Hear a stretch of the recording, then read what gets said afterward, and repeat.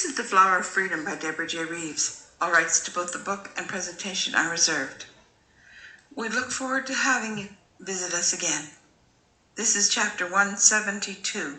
It's called The Puzzle Pieces. And we welcome in all those of good heart and good intent. We hope that you will be planting virtuous seeds of your own and watering them to watch them grow.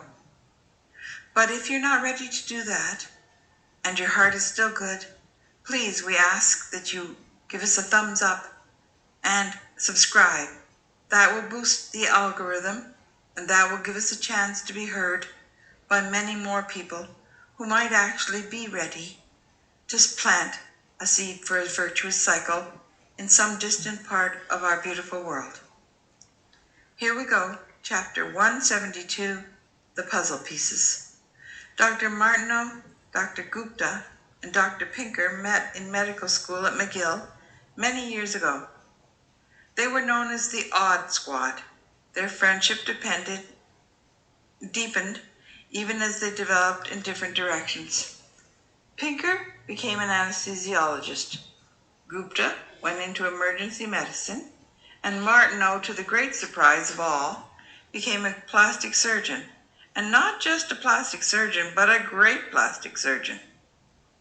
Martineau did not come from a family that anyone would expect to send a child into medicine, and yet he found a way. The armed forces saw his potential, and they paid for his medical training. Pinker and Gupta were an assigned roommate success story. All three men pursued their own paths, but those always seemed to intertwine. When they combined their expertise and compassion, there was no better group than the Odd Squad to have on your side. They were on the side of the Saint Laurent family. Knowing that Marie had attended their alma mater, even for 1 year, might have made them even more committed to her. They decided to put Marie into an induced coma. It would not be the normal course of action. It was not the normal protocol. But given the horror that she had endured and the level of pain her hand would certainly generate in the first few days, they decided that a coma was the best place for the poor girl. Her parents were grateful, even though they now had 2 children in comas. Thus it was that Bertie was the first to emerge from his coma. No one expected that. Colette and Oscar felt confident that he was close to the surface, and he was coming back, but he had seemed to be about to emerge several times, and yet he slept on. The doctors even started to tell them that Bertie was asleep. Whenever it happened, Colette was certain that his first words would be, "I'm hungry." But Bertie made Oscar feel great pride when his first words were what they had not expected. He said, "Mama, is Alicia okay? Where's she?" A young nurse ran to get the doctor. Colette was too busy crying tears of joy to respond, so Oscar spoke up and said, "Hey, kid. Nice to see you in the land of the living. Your daughter's just fine. She's with Fan and Jean-Claude, and the twins are staying with Michelle and Dr. D." Bertie instantly proved that he was alert and that he was his old self. "What about your daughter, Papa? How's she?" "I don't know how much you remember, Bertie. Marie's here in the hospital too. She has broken fingers, but they tell us she'll be okay," Oscar told him, sliding his eyes sideways toward Colette. "You'll all have to hold the discussions for a few minutes," said Dr. Gupta as he came through the door. Dr. Gupta came in with another doctor right behind him. During the intervening 2 days, Dr. Donovan had spoken with his friend, Dr. Martineau. Together they remembered another colleague who was an expert in neurosurgery. They had asked him to come to Quebec City to consult. After studying Bertie's x-rays and learning about what happened, Dr. Vanier was happy to make the trip. Dr. Vanier took over, and Dr. Gupta suggested that Oscar and Colette might like to spend time with Marie for a few minutes. He would come and get them, when the necessary examination was complete. He warned them that the police were eager to understand what had transpired, and that they needed to question Bertie as soon as possible. Now that he's regained consciousness, they'll be hard to deflect for much longer. Indeed, as Colette and Oscar walked down the corridor toward Marie's room, a police officer was headed straight toward Bertie's room. They were surprised to see Jean-Claude and Detective Sergeant Richard were with him. "Don't worry, Colette.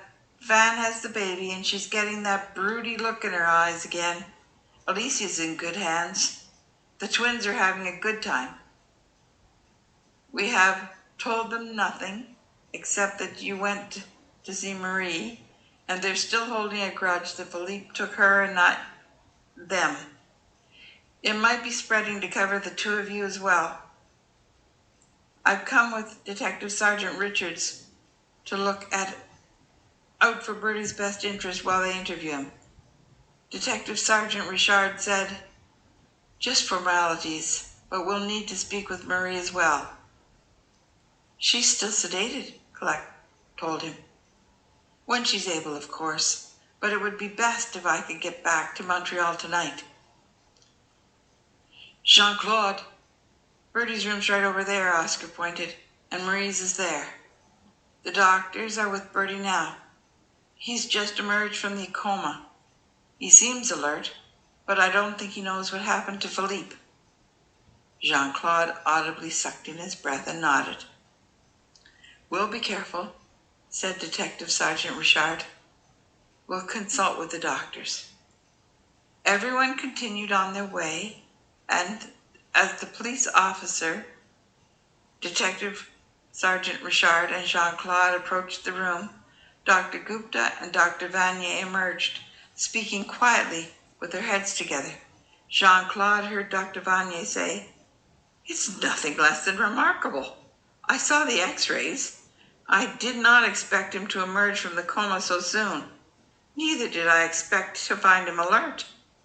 I was not even certain that he'd emerge at all. This is rather amazing." Dr. Gupta looked up to see the relief on Jean-Claude's face. Jean-Claude had been a regular at the Odd Squad's university bashes because Dr. Donovan seldom went anywhere without his best friend. They shook hands. "It sounds like the news is good," said Jean-Claude, and then he introduced his companions. That's the end of chapter 172. We ask you again to consider giving us a like and giving us a subscription, because those things will encourage the algorithm that will allow more people to become part of our virtuous cycle project. Please and thank you. I remain your friend Deborah. Bye-bye.